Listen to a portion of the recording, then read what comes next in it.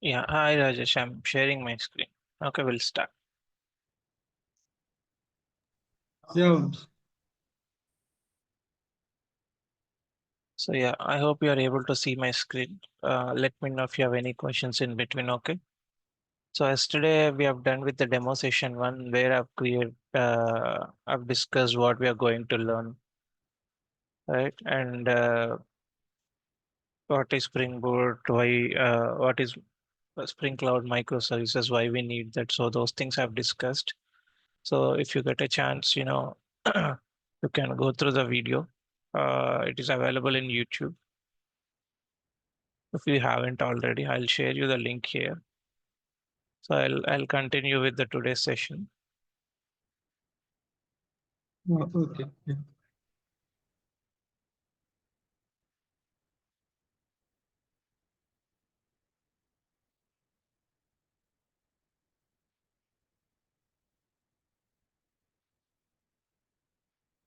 So I'm sharing it in the chat. Okay. So this is the demo one,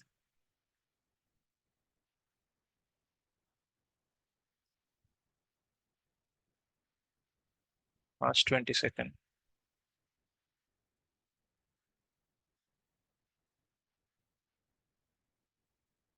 So after this session, if you get a chance, you can go through that because yesterday we already had a call like 1.5 hours.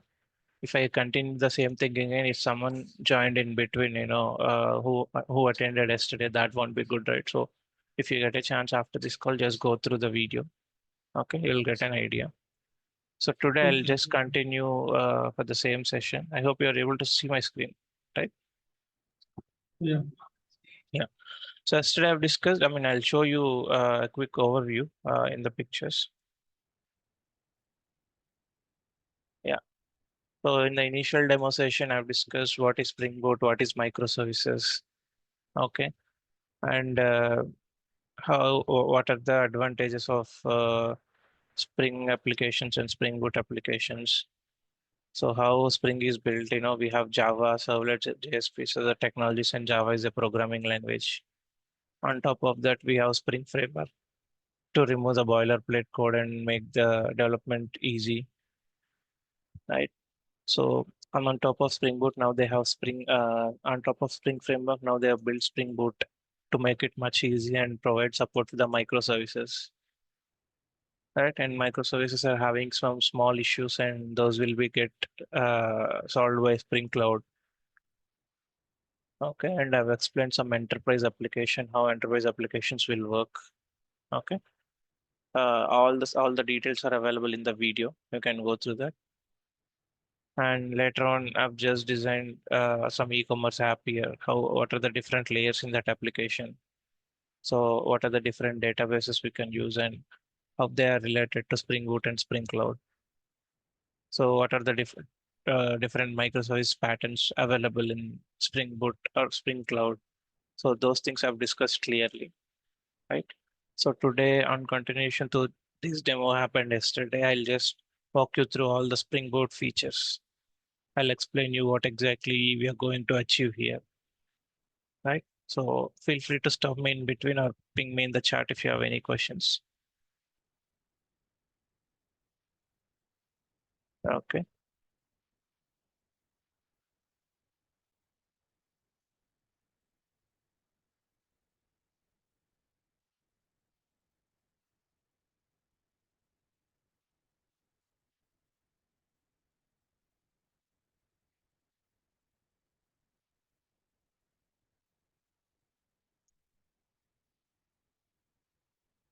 Hello, Pradhan. Tanmaya Pradhan. How should I pronounce you, Tanmaya or Pradhan? Hello. Good morning, sir. Good morning. How Yeah, should I you can. pronounce you? Yeah, you can pronounce me Tanmay. Tanmay. Yeah. So yeah, yesterday Mm. we had an initial demo session, Tanmay. That's what I'm discussing with Rajesh. Okay. So I hope you're able to see the chart history. I shared you one YouTube video.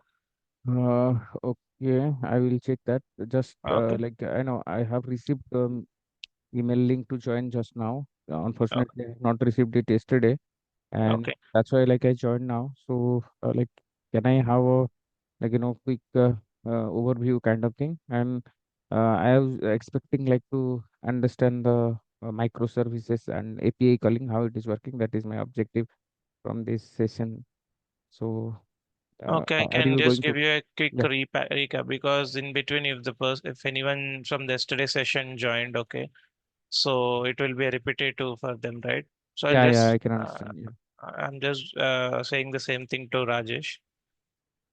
So yeah, this is from yesterday's class, Tanmay. So I've shared the yeah. YouTube video. After the class, you can go through that. You'll get an idea. Okay, Okay. So okay. I'll just overview this for 5 minutes. Okay. Yeah, yeah, please. Yeah, So we started with Spring Boot microservices discussion yesterday, and I've explained why we need Spring Boot. Okay, it's a Java framework which help in application development without writing some boilerplate code. So it's a kind okay. of helper system for us, which makes development very easy, right? Yeah, So prerequisite should be Spring framework and Java, core Java. Okay, okay, because we are learning Spring Boot, which is written on top of Spring framework. Okay. okay, So core Java should be must and should, and Spring framework that is not must and should, but yeah, if people are having Spring idea, then it would be good for learning Spring Boot. They can learn easily. If there is no okay, Spring experience, it may be a bit you know uh, tough initially, so it okay, may take some time. Okay, okay. so this is for the people who already have Java and Spring experience. Though if people are not having Spring experience, I'll just cover up few things when we are going to the live classes. I'll say why we are doing this, why we are exactly using that concept here. Okay, Okay. things what is programming language, what is technology and framework. So normally programming languages are some core syntaxes and rules that we use and write some logic, right? So those things we call as programming languages, C++, Java, Python. And Yeah, the technologies. Like as you just mentioned, you need some REST API call thing, right? So yeah, to call some API, they need some technology, right? They'll build those yeah, technologies using servlets, JSPs, other stuff in Java. But we have data science, cloud computing. These are all technologies. yeah, Okay, they'll use some core programming language features and they'll use some technology, create some technology stuff like servlets, JSPs, etc. Okay, framework is a okay. combination of programming language and technologies, and they'll use some other libraries to create the libraries like jar files. Okay, if you Yeah, know, there are many frameworks like JavaScript is a frame. I mean, JavaScript is a core programming language. Internally, we have Angular, React. When it comes to Java side, we have Spring is a framework. Spring Boot is a framework. Okay. Framework is yeah. just without framework, we can survive, we can develop the applications, but framework will come into the picture and make our process very easy. Okay. Yes, yes, It will solve all the right. It will just be a helping hand for the development purpose. So it mostly helps us to write the business logic rather than worrying about configuration and other stuff and writing boilerplate code. So when I use yeah, boilerplate code, for example, if you know Java JDBC, Java database connectivity, right? We include yeah, multiple steps every time.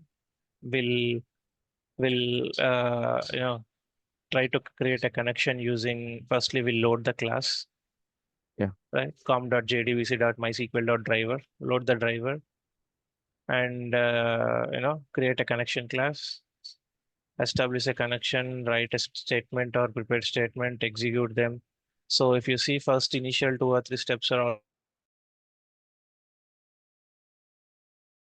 out of Spring JDBC. In Spring JDBC also there are few things which are going repetitive every time. So that's the reason they brought up Spring Boot and Spring Data JPA. So if you see in one of our module, I've included Spring Data JPA as well. Okay. So in this course, we will discuss Spring Data JPA as well. Yeah, Okay. So Spring Boot is a framework that uses other sub frameworks as well. So when I say Spring Boot and microservices, so Spring Boot will cover data JPA, security, cloud, microservices, Kafka, everything. okay. Yeah. Uh, Sir, sorry for interruption. Can I ask one question if you don't mind? sure, sure, sure. Yeah. So like in our project, they are using Kafka. So in order to know the Kafka, like do I need to also know the Spring, like or or how different it is microservices and API? Is the both are same or like these are different thing? Yeah. So Like I was expecting like API testing microservices and Kafka to understand. right. Basically, I am from a cloud background. Like I am working on Snowflake.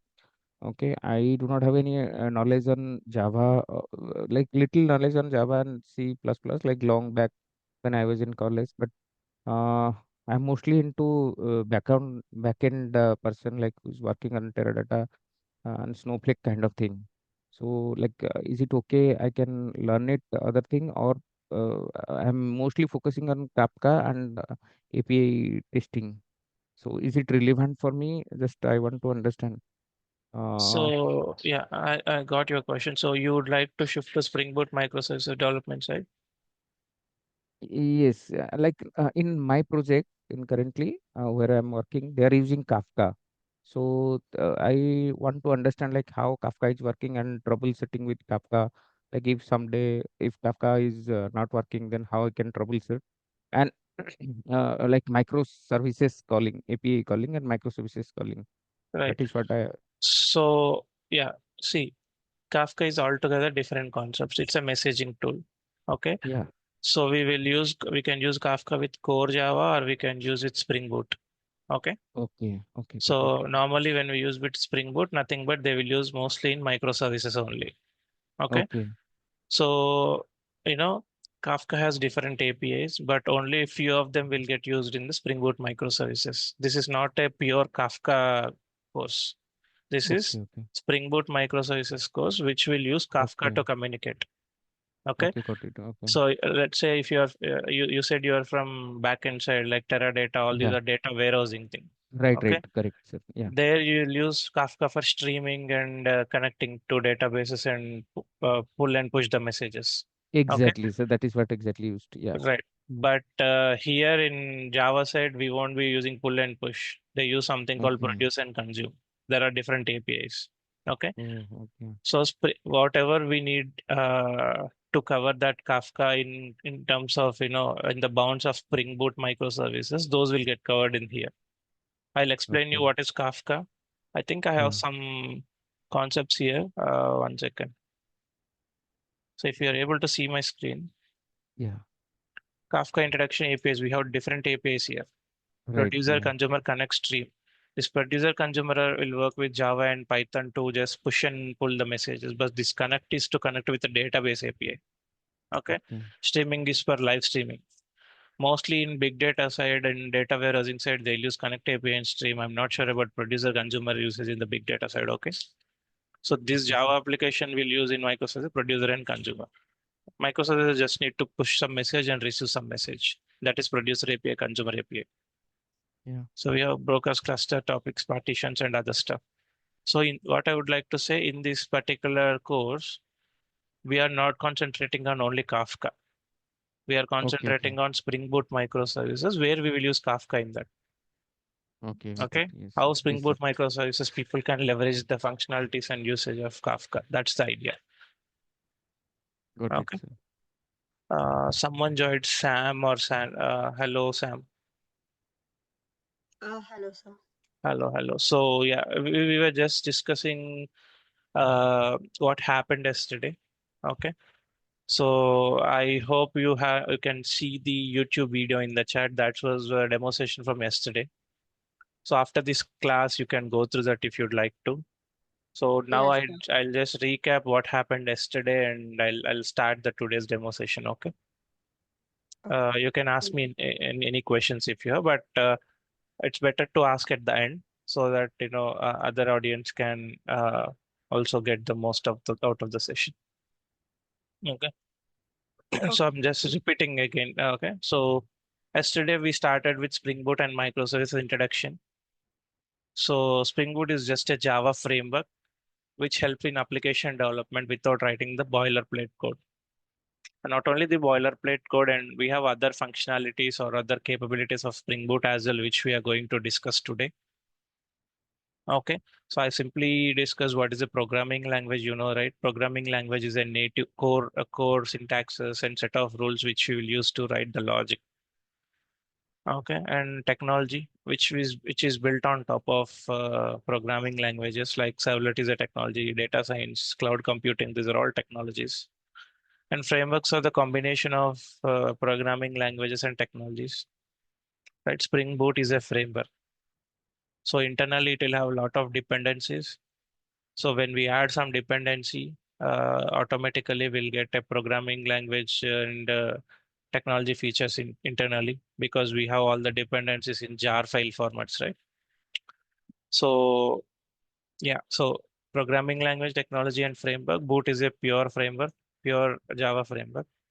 Okay, and internally in Spring Boot, we are going to learn Spring Boot, Data JPA, Spring Security, Cloud, and microservices along with Kafka. So Tanmay was just asking about the Kafka. I was just explaining what we are going to learn in Kafka in Spring Boot here. How till what level? So I said Kafka is not the motive of this course. The motive of this course is to use Kafka in Spring Boot. So till what level we can leverage that, I'll discuss you. Okay, I'll explain. So I just explained what is how developing an enterprise application using Spring Boot and other stuff. Let me pull up the other screen.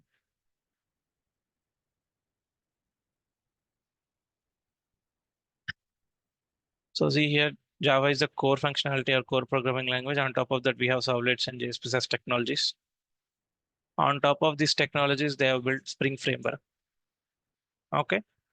So this will solve most of the boilerplate code issues and configuration issues. But Spring is still having some bottlenecks where we need to do everything manually. So that's why on top of Spring, they have come up with Spring Boot. Okay, Spring Boot is a framework which is giving leverage to use Spring Cloud, okay, and microservices.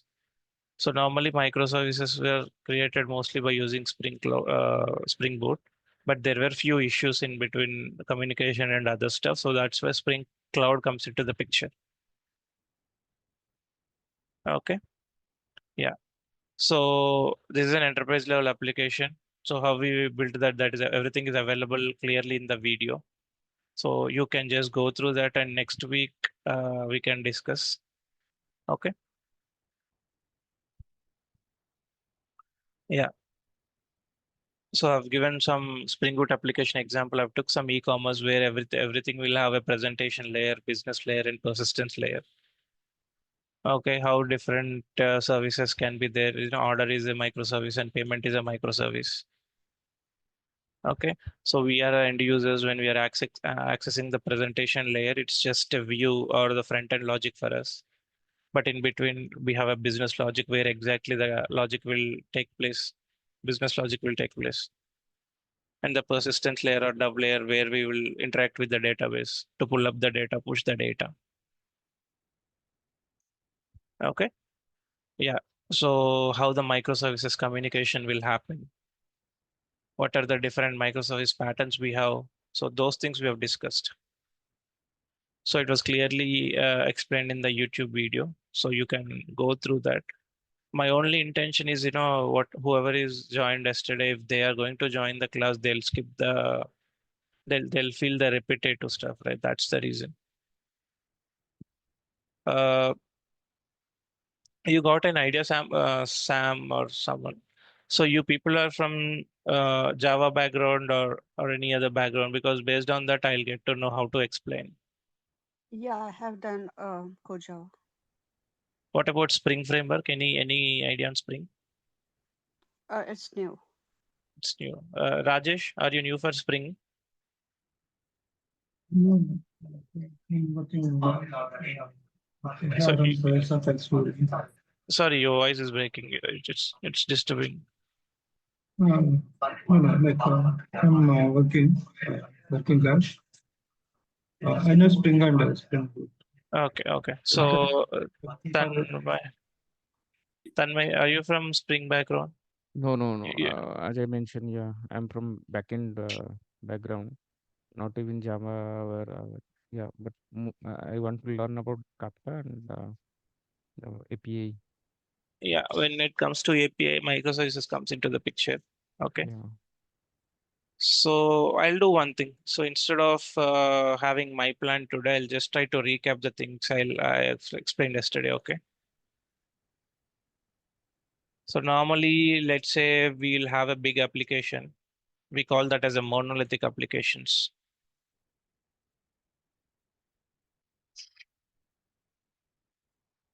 When I say monolithic,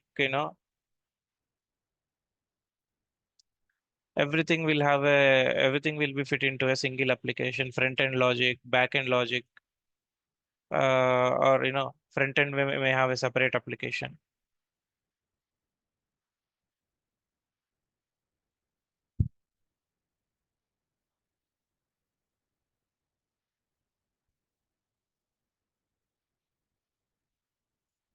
Right? This is one monolithic and this is another monolithic.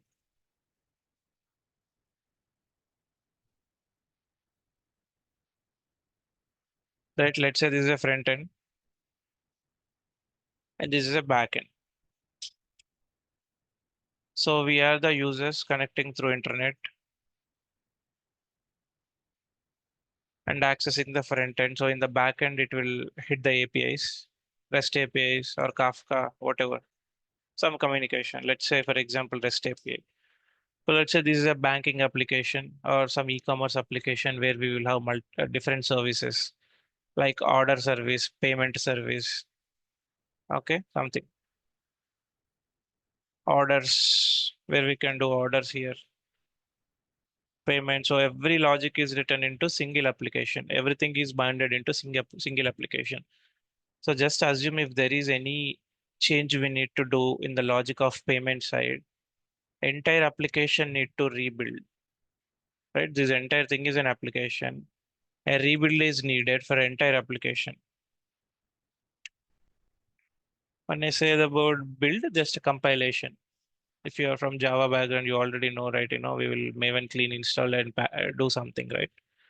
So rebuild is needed. And let's say when we are changing the code of payment services, we may do some changes to order services unintentionally.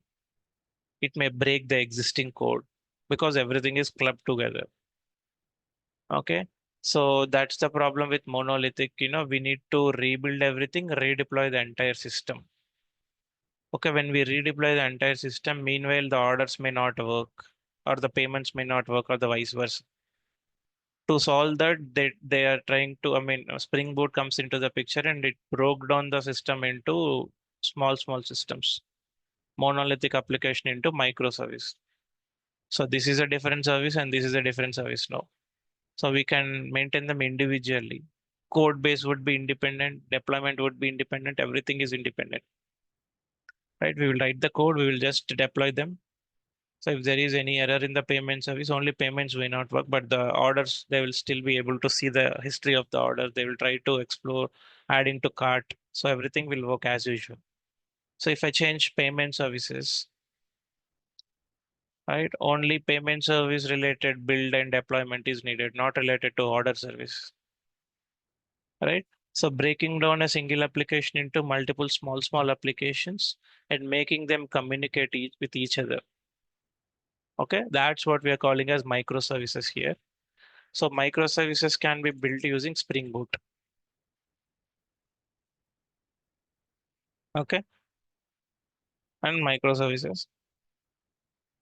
So there are some problems in microservices while we are communicating, how they will communicate with each other.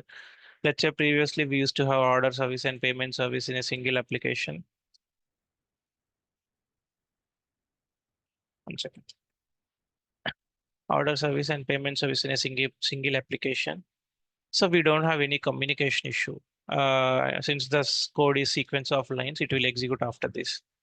But when we split into different applications, two applications, I need to have some communication between them, right? So this is order service, payment service. So how these two can communicate using two ways. One is to API calls One is through messaging queues.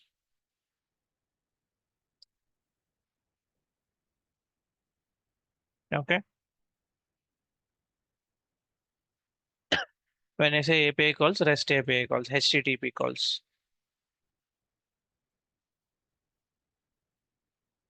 So in Spring Boot, we have Spring Boot REST APIs, right? So we will learn those things here. And in messaging queues, we have something called Kafka here. So two ways of communication, either using the REST APIs or using the Kafka, right? So Tanmay, to answer your question here, this part we will cover how the communication would be happening between microservices using Kafka. Okay. We are not going to cover something related to big data or data warehousing side Kafka stuff. Whatever we need in the microservices side, that will be get covered here. So I'll show you the syllabus here. You can go through Spring Boot microservices here. So we'll look into boot microservices, Spring Cloud, data JPA, and some jar building. Okay. And prerequisite, as I mentioned, Spring Core and Java, CoreJava. So if people are not having Spring Framework, I request them to go through some of the videos in internet to get an idea. I'll try to explain the concepts in the live classes from next week. But yeah, it is good to have a prior experience. And Spring Boot features. Okay, Spring Data JPA. I'll skip this Spring with Jdbc. Okay, main thing is Spring Data JPA and different approaches to work with tables using Spring Data JPA. Spring security to how we can put API level security to our Spring Boot applications. Okay. And Spring RESTful web services. Here we'll get to know actual REST API calls, how we can do that. Okay. And some Spring security concepts, and we'll jump into microservices. How microservices work, how they communicate, how we are developing that using Spring Boot. What are the different options we have in microservices? I mean, different microservices patterns provided by Spring Cloud and Kafka. So introduction to Kafka, what is Kafka, different concepts of Kafka, how microservices will communicate using Kafka. So those things will get covered in this course, right? So apart from this, there are other concepts in Kafka as well, but we are restricting to Spring Boot level. This is not a Kafka course. This is a Spring Boot microservices course where we'll use Kafka to up to some extent, not completely. Okay. So yeah, prerequisite should be Spring Framework, CoreJava. So CoreJava is must and should. Spring Framework, if people are not having Spring Framework idea, I'll try to cover it in the live class. Okay. But it's good to have because as I mentioned, as I shown you in the previous picture, let me pull up the screen again.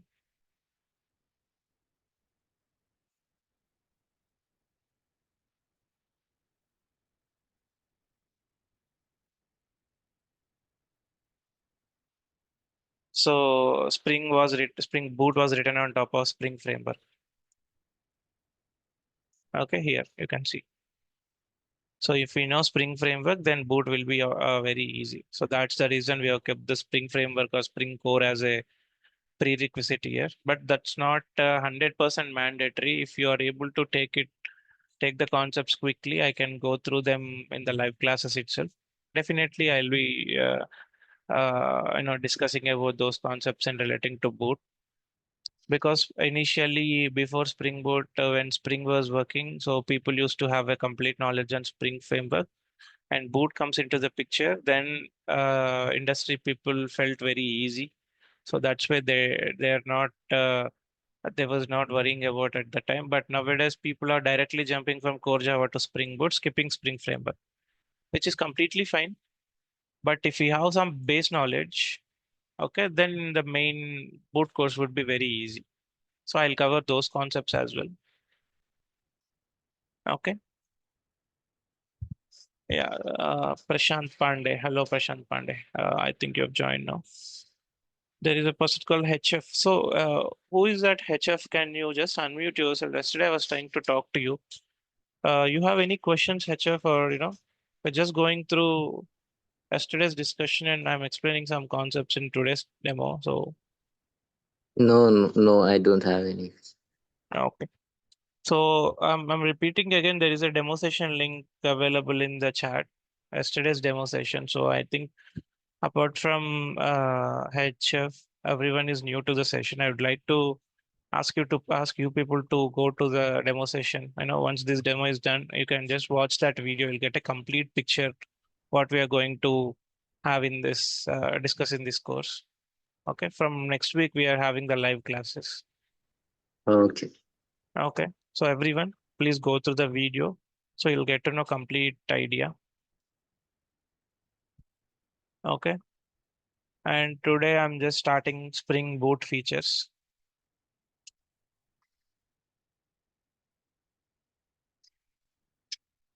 This course is for beginners who would like to learn Spring Boot. Okay, the only prerequisite is must and should prerequisite is CoreJava. Okay, if people are not having CoreJava, I request them to take the CoreJava course first. If people are not having Spring experience, that is fine. I'll cover in the live class, but it's better to have. I mean, just do some background check or background work, a little bit of homework. What is Spring, right? So whatever the things related to Spring Boot, I'll cover it completely. I've planned this course for 7 weekends. Okay, Saturday, Sunday, 3 hours every day. So almost 7 twos are 14, 14 threes are almost like 40 to 50 hours in between. So 40 to 50 hours spending for Spring Boot is more than enough. Okay, it's just an add-on for the Spring framework. So I'll cover Spring concepts also mostly, but in order, when someone is not having Spring framework experience, it may be a bit difficult for them to understand the concept in the live class. So that's the reason I'm just asking, just do some homework. That's all. Okay. Yeah, Vamshi, in microservices, will you cover all the factors like I'm getting lots of disturbance from your side, Rajesh. I'm not able to hear you properly. You can put it in the chat. Yeah, okay, thanks. Okay, Spring Boot features. So firstly, let me start with auto configurations.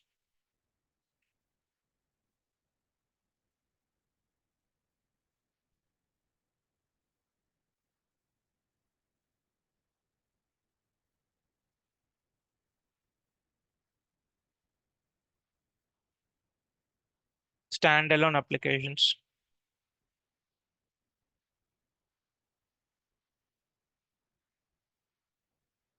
Okay. Spring Boot starter packs.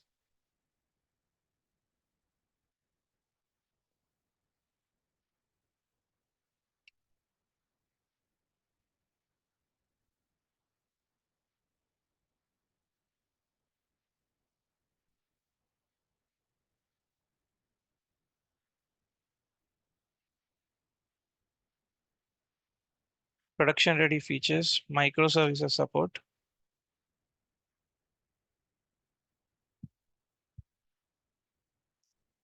Externalized configuration. Security.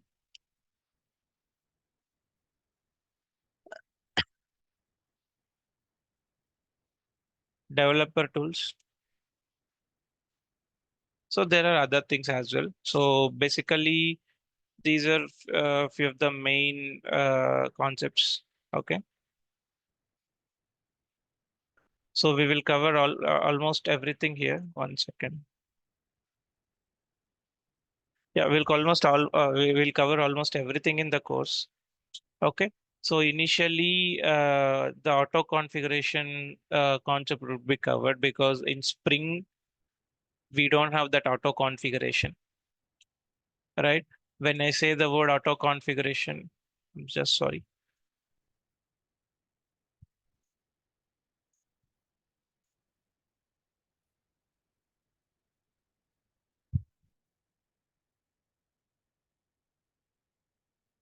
Okay. When I say the word auto configuration in Spring, we used to configure beans in XML file. So people felt that is very cumbersome for them. It's very hard to edit the XML file every time. to create the bean. So when I say the word bean, normally in CoreJava, we will create the objects. Let's say I have a class student and a class address. Okay. If I need to access address object in student, I'll just import address class in the student class, and I'll create object like address is equal to new address. Right. So that's the way of creating object in Java, and we will use that object to trigger the methods or invoke the methods. That's how we know how to create the object and how to use the object with the within the Java application. But in Spring, they have come up with a concept called containers, where we won't create the objects. We will simply give some configuration to the Spring, and container will create an object and will give the object for us. Okay, that reduces some manual object creation effort from our side in Spring. So all the details, all the configuration details will be available. We need to provide to the XML based file. So that's the process there. So initially everyone felt that was okay, but if we have 100 classes and if we need to say that 100 beans need to get created for me, we need to have 100 level of configurations in XML file every time. So that has become a very huge issue, very big issue. So that's the reason in Spring Boot they have come up with auto configuration, right? So there are two types of configurations: Java based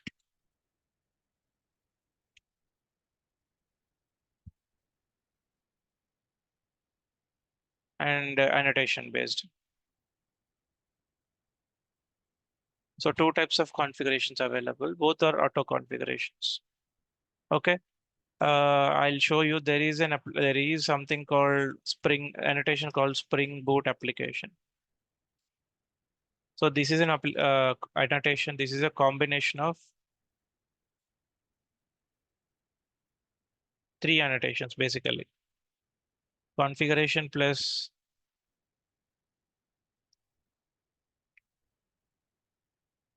enable auto configuration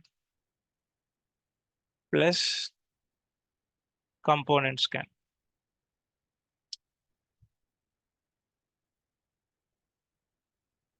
Right. So this combination, these 3 annotations, if you observe in between, there is something called enable auto configuration. Okay. So this provides us the capability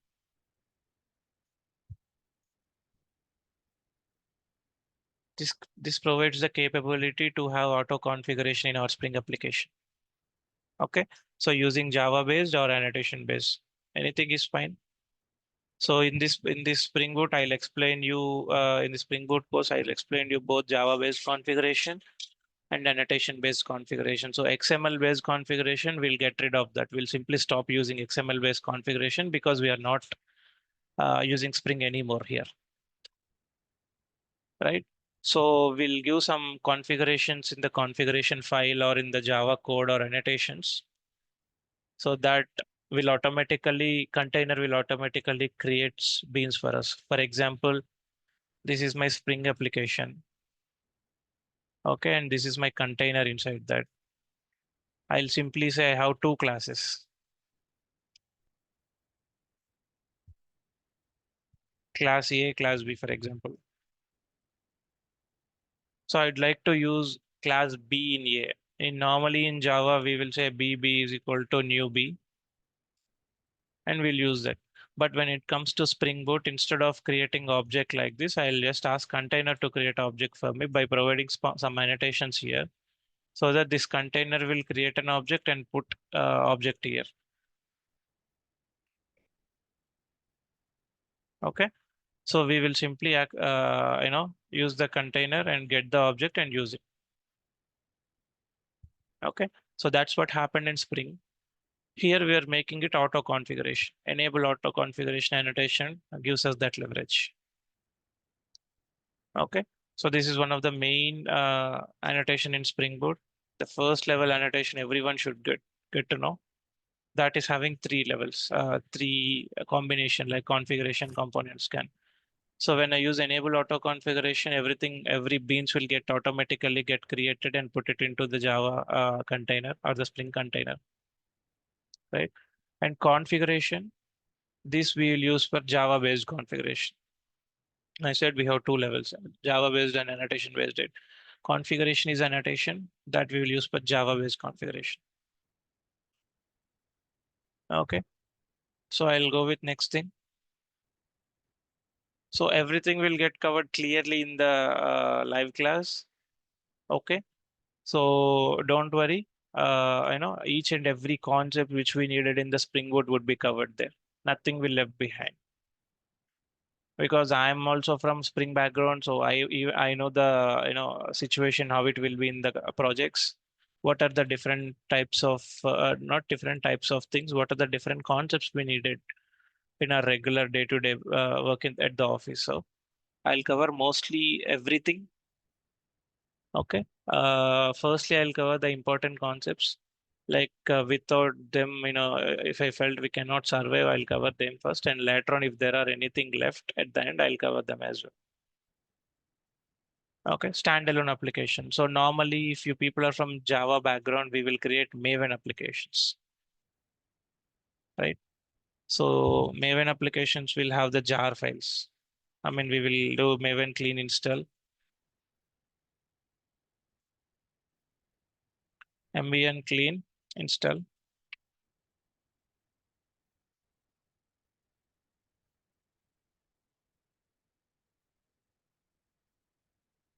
So let's say I have a Maven clean, I ran Maven clean install in Spring Boot demo class, so Java demo.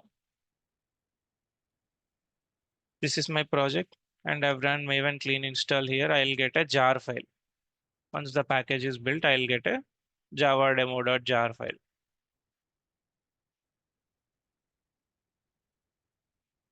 In the target folder, in the same project, we'll get. Okay, so java demo.jar. Let's say this is a web application. Okay, for example, this is a web application. So to run the web application, I need an external Tomcat server. If you people know what is Tomcat, it is a web server, Apache Tomcat. Apache is a company and Tomcat is a server. Okay. So we need an external Tomcat server. We will take the jar and deploy into that web server. And when that jar is deployed into that server, people from outside, like me, the end users, we can access the application through internet. Okay, so this is how it will work. But if you see here in Spring, CoreJava, or normal Servlet API, we need an external Tomcat server. Okay, not only building this workspace or building the project, we need some other things externally. But in Spring Boot, there is a concept called standalone applications where we could get some features automatically. Okay, so we can have embedded Tomcat here.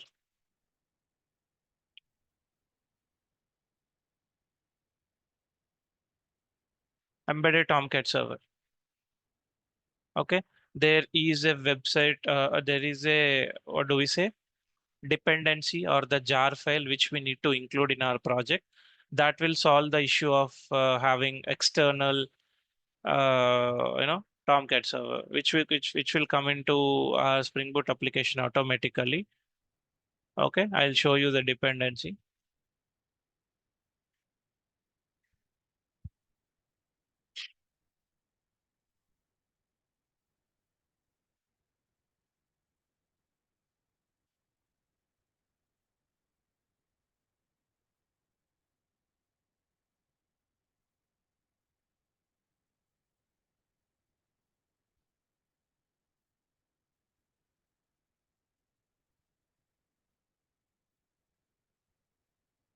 See here, when I say the jar file or dependency, this is how we will put it in pom.xml.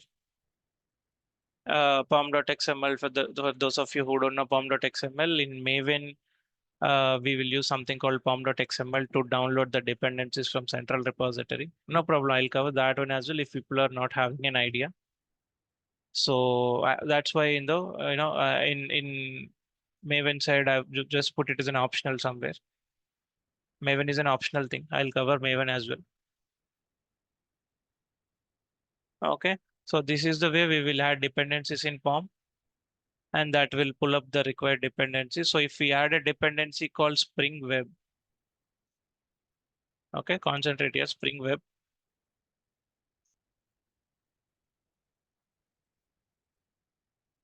We will automatically get the embedded Tomcat server. Okay, automatically we will get embedded Tomcat server.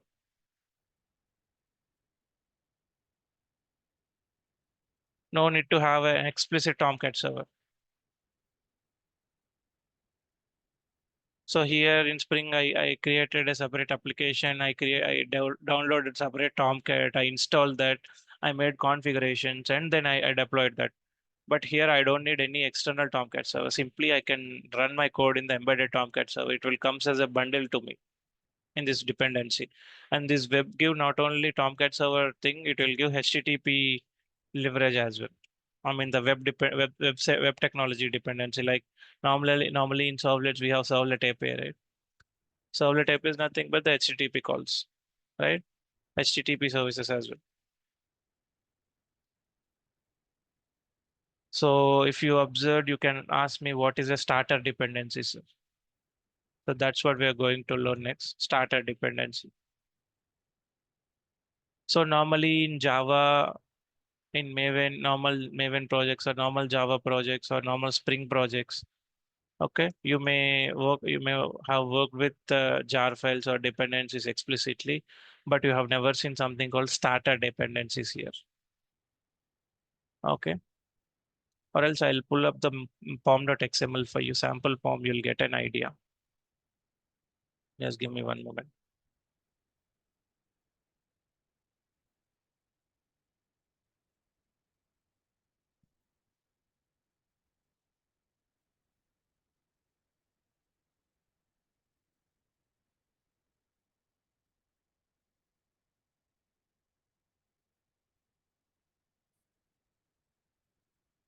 Just one moment.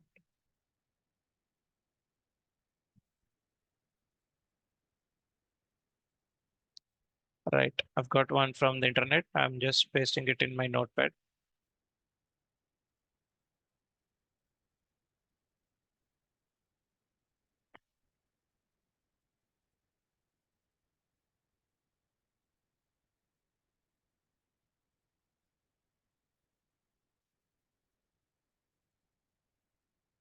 So see here, this is a pom.xml from the Maven. So forget about the Spring dependencies and the starter dependencies. For example, observe here, Lombok. Lombok is not something related to Spring or Spring Boot. This is a Java-based library.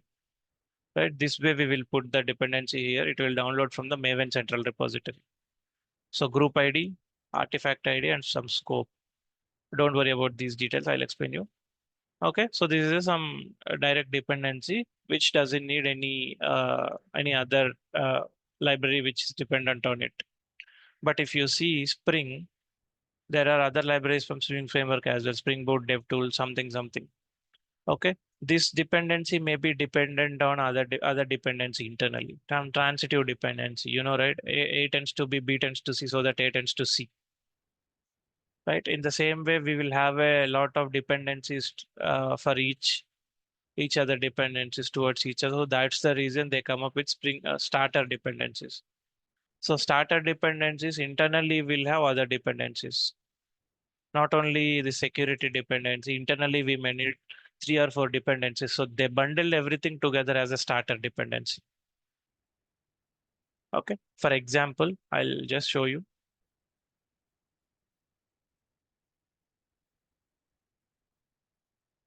I'm just copying something from internet again.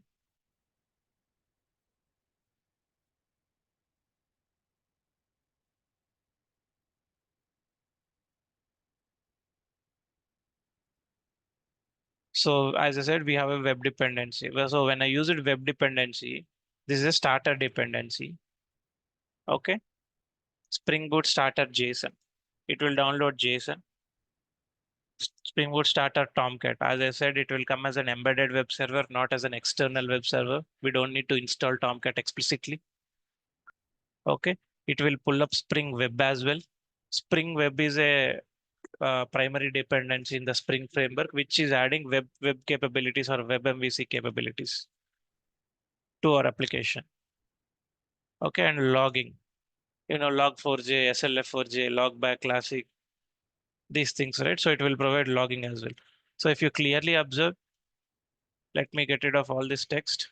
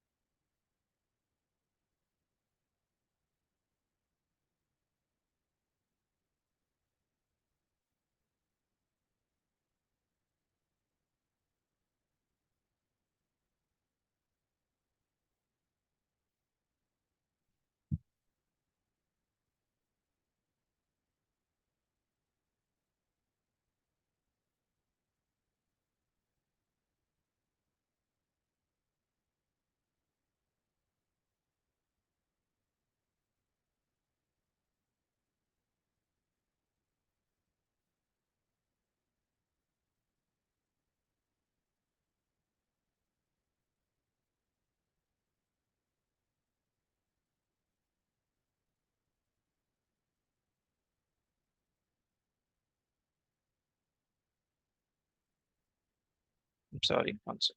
Give me a moment.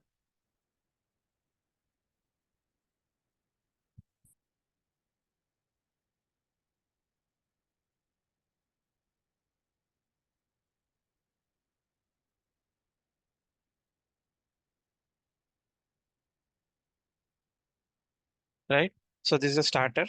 So I took the same dependency from our example, web. So when I included that web dependency, along with the web, I'll get start JSON. Okay, I'll get the JSON dependency. I'll get the Tomcat. So no need to install any Tomcat explicitly, as I mentioned here. It is an embedded Tomcat server and related to web. So when I say web, we have two things. Normally, we have web application and a REST application. Okay, we have REST API, web API. If you people know what is web API, REST API, that is well and good. But I'll cover it right now. Okay, so I'm an end user. Okay, I'm trying to access something from internet, some HTTP URL. So let's say we all know google.com. HTTPS ://www.google.com. So I don't know anything about that. I just know someone gave me this URL. I'm just trying to hit it. So when I hit the URL through internet, it will go to the specific web server and it will give me some response in back. Okay. So when I hit a URL, if I get a web page as a response, web page, some UI, okay, then we call it as web API. The API as web API. Okay. But instead of getting a web page, if I get some response, right? The response is in JSON or some YAML format. We call it as REST API. Two different things. If we get a page in return, web page in return, we call that as web API. If I get some JSON, mostly we'll get JSON, not YAML. Nowadays, they're trying to see YAML, but I'm not sure whether they're currently using it or not. But the JSON, when we get JSON in response, that is REST API. Okay. I'll show you if there is an example.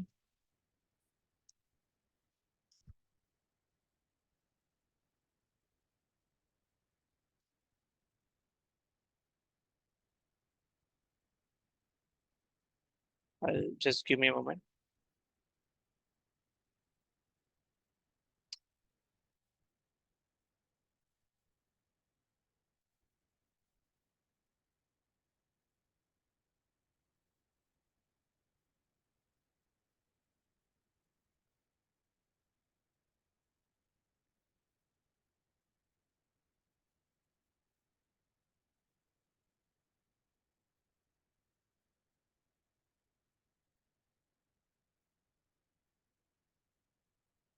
See, I've got something here. See, this is all JSON. So I have some URL. I bought this from internet. Okay, I'll paste it here.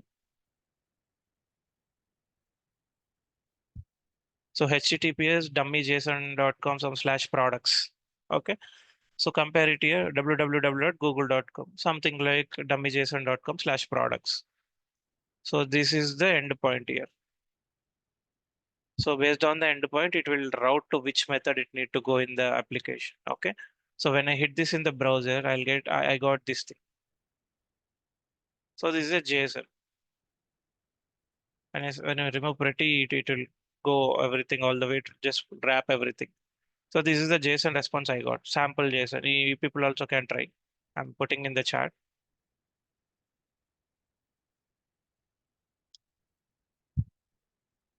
Right? So web API, REST API. So here Spring Web will give the capabilities of web API. And Spring Web Web will give the capabilities of REST API. Okay. And MVC will give the capabilities of web API. When I say MVC, it's a model view control. So wherever we have a view, nothing but a UI, that comes as a web API. Okay. And of course, the logging concept. So logging is not related to only Java. It will comes in Python. It will comes in .NET. Every application will need logs. So what our function, what our system is doing, what our application is doing, right? All these things need to be logged somewhere to be written in some file and store it for some days, so that whenever there is a failure in production environment or somewhere, we can simply check the logs first and see what is the error. So by default, we don't need to add any log4j, logback classic or SLF4j logging here. By default, if we add that web dependency, okay, so it will add logging as well.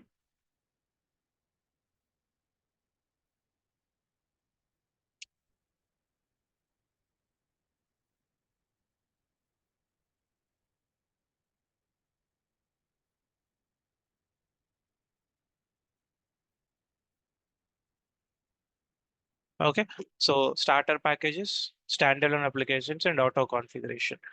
And when we go to next, production ready features. So this is one of the most important thing and interesting concept here. I'll just stop after this and I'll take questions. Okay. So let's say I have a service.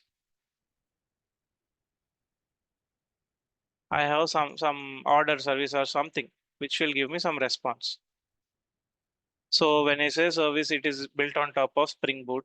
So it's a jar file. I need to deploy that jar file on top of a web server. It's a easy to machine or some server, web server. So let's say it can be my local Windows machine as well. Okay. So people should able to access it from outside. This is my service. This is my web server.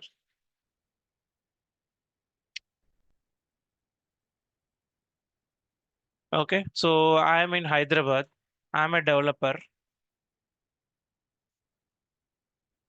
I'm a dev, but the server or web server is available in AWS somewhere in US. Okay. US, AWS, US East 1. This is a region. So Northern Virginia region.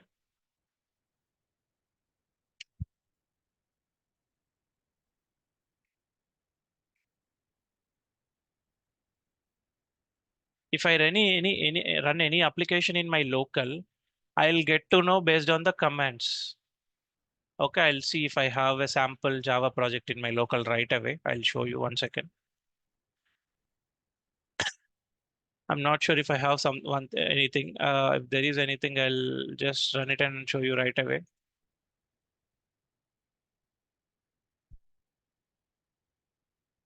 CoreJava Kafka, but 1 second.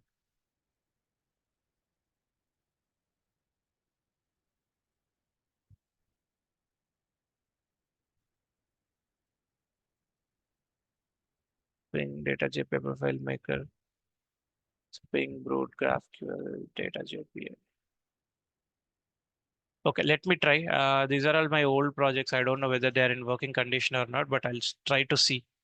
At least I'll try run and show you. So is a var file. Okay.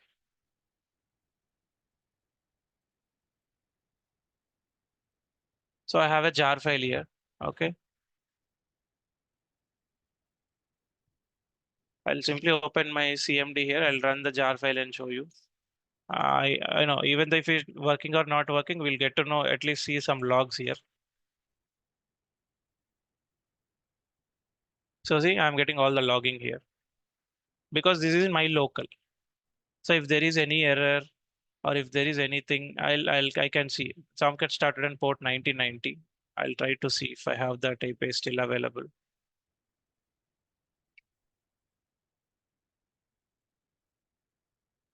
So I'm getting something, a white label. There is no endpoint like this or something. Okay. So what this is happening inside the server in somewhere. It is, if it is in my local, so I can see what's happening here clearly. But what if I'm not able to see whether the application is up and running? Okay, this is somewhere in the United States. I can go to the logs every time and see, but every time I cannot SSH into the system. I cannot connect to the system and see whether the server is up and running, right? For that, we got up some production ready features. Okay, there is a dependency called Springboot actuator. Okay, I'll simply show you that.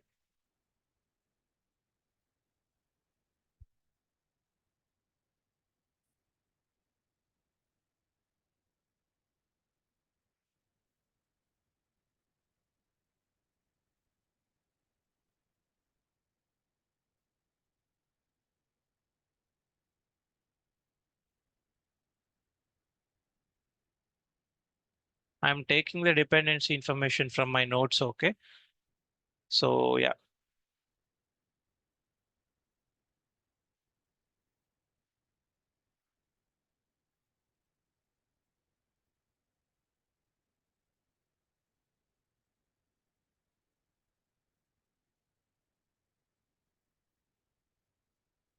So yeah, if you see, it is also one of the starter dependency. It is enabled actuator.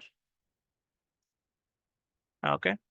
So when I use actuator, I'll get some endpoints, some API calls. So from my browser, I'll simply hit http://app name/actuator/health. So this endpoint will show me whether my application is up and running or not. Whether if there is any error in the server, if it is up and running. So it will show me the status as health check as up or down. Based on that, I don't need, I'll decide, okay, what need to be do. If there is any error, I'll just simply log into the system and check the logs. So all these things. But if we don't have this actuator concept, every time we need to go inside, log into the system and see that, right? So that is one of the additional advantage of this production, starter dependency of actuator. Okay, not only this, let's say in my service, I have endpoints like hello, hi, or something called wish. So these are my endpoints. Okay. So by running one more URL, okay, there is a mapping called /mappings.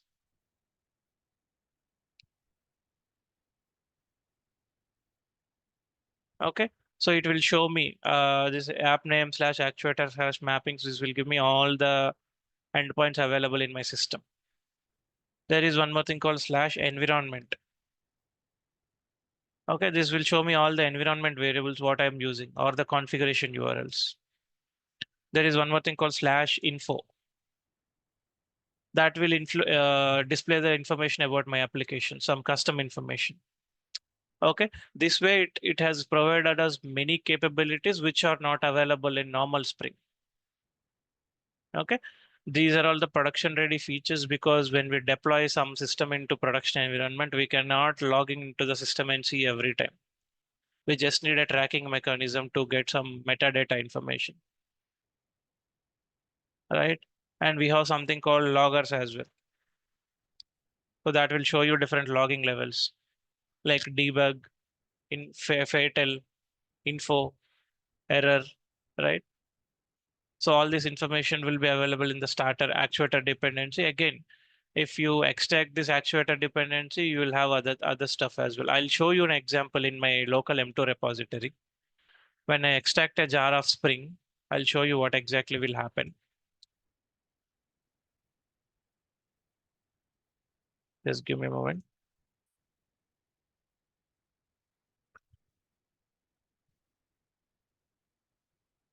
So my M2 would be located in my local here in the under the users. So I'll go inside repository. Basically, it will start in org.spring something.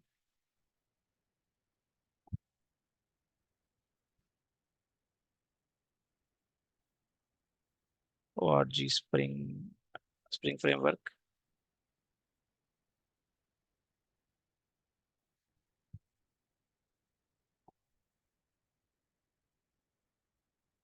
Spring framework dot boot. So boot, see here, I have many things. Boot actuator, these are all my starter dependencies. I'll show you a web dependency, Spring Boot starter web. If I have that, yeah, here. If I go inside, these are all the versions I've used for Spring Boot web. I'll open this one. So see this Spring Boot starter web 2.5.6 jar. Okay, I'll copy it somewhere.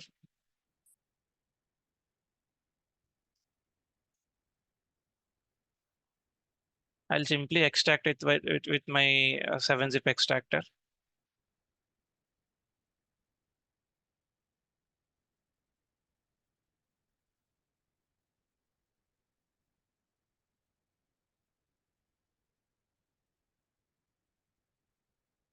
Maybe it is still extracting.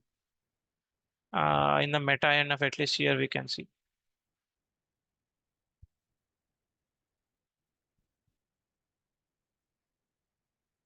Okay, so starter, internally it will have other things. Dependencies are starter. It has given the starter dependency. It is building on top of 1.8 JDK. Okay, so along with this starter web, we have, if you observe, there is something called Spring Boot starter here.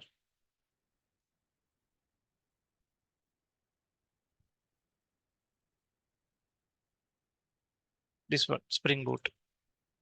So that is responsible to pull up all the required dependencies internally. Okay, we have an actuator as well, Spring Boot actuator. So these are different versions. So it will have a jar file. So everything is a jar file. Everything Java. When I say the jar file, it's a Java archive file, which will have a project developed by some other people. Let's say this is my project. I've written some Spring Boot microservice as a project. I have some source main Java.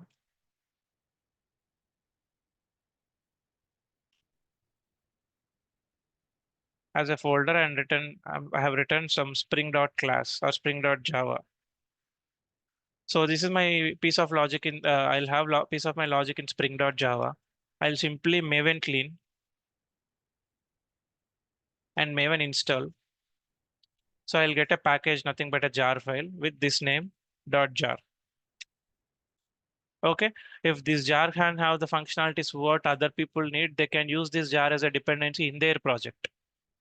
Whatever the jars I am using right now, they are provided by Spring to me. This is a jar. So I'm just using that jar in my project, and I'm using the capabilities provided by them. Right, in the same way, R jar can be used by others. Okay, I'll stop here. So production ready features. So in the next demo session, if you have any, I'll try to cover microservices, externalized configuration, and securities. So any questions still here from anyone? You can unmute yourself and ask the questions if you have any other stuff.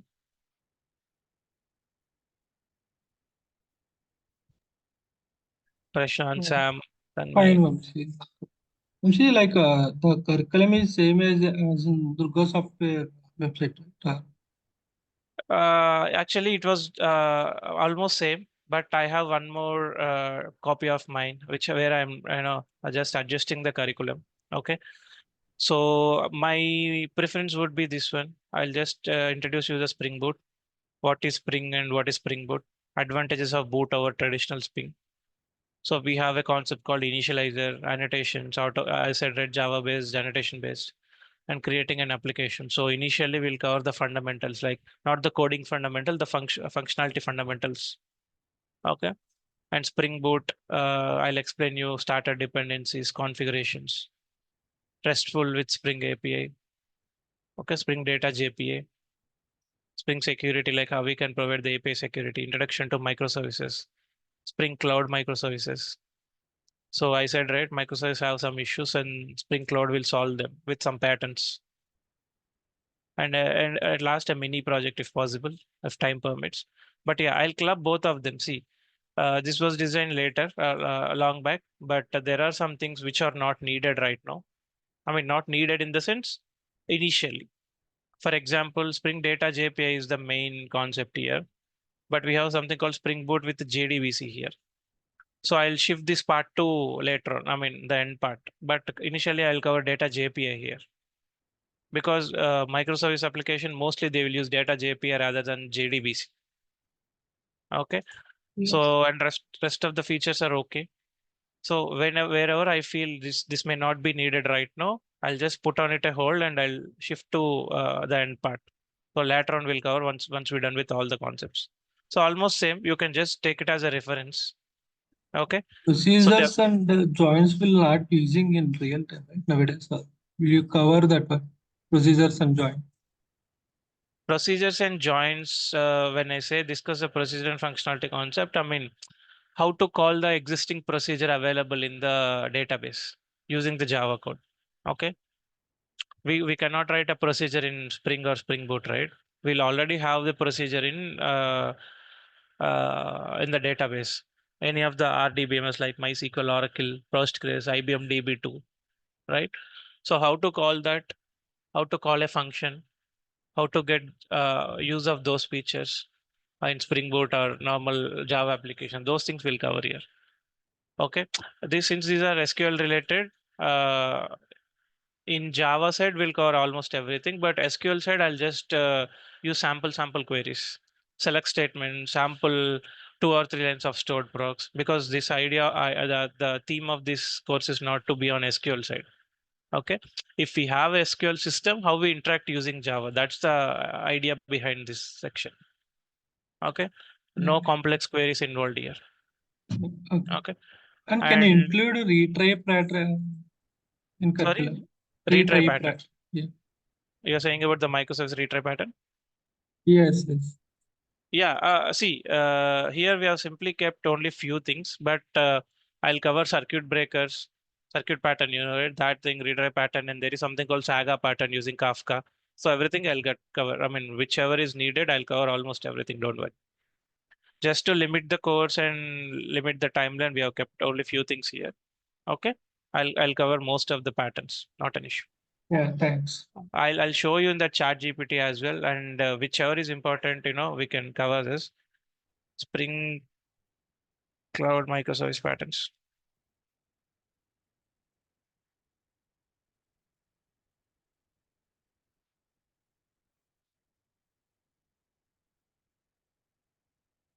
So service registry anyway we are going to cover. API gateway will cover. Circuit breaker will cover. Load balancing will cover. Yeah, this externalized configuration I'll cover. Message driven or this is nothing but the saga pattern I'll cover. Security authentication we're going to cover. Okay. And yeah, these may not be that important as of now. Blue, green, and canary deployments because deploy new version safely without downtime. So these are few advanced at the end time. If time permits, we will cover. But the most important things like service discovery, API gateway, load balancing. This is externalized configuration. Okay. Let's say we have a configuration file. I have a Spring application or boot application. I have, for example, demo is my project name.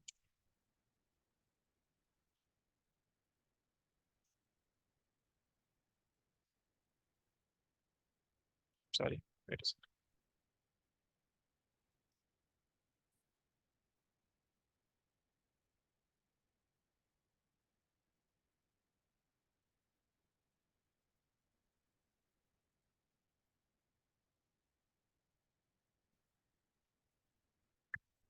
Okay, demo is my project name. I have folder structure like source, main, Java,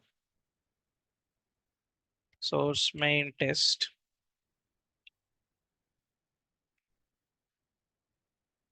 Source, main, resources. And for example, and the pom.xml, for example. Okay. So here I'll have all my Java classes or the code, Java code.